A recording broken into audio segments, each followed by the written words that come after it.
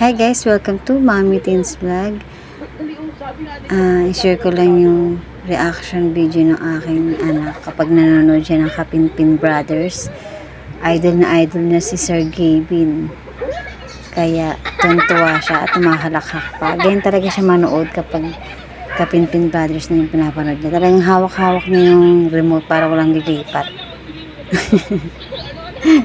Kasi idol na yun. Na-inspire siya kasi mabait, matulungin sa magulang, matulungin sa mga kapatid. Kaya paglaki niya daw, gagayahin niya si Sir Gavin.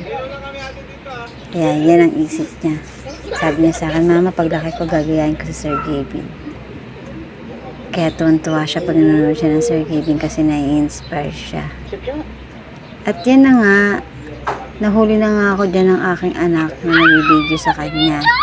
Kaya, ayun naman, sobrang mayayain kasi niya niya. Napanood ko ang reaction mo eh, kasi tontuwa ako sa iyo. Talaga namang nagtalokbong pa. Kapinpin Brothers. Binato pa ako ng kumot. Yan.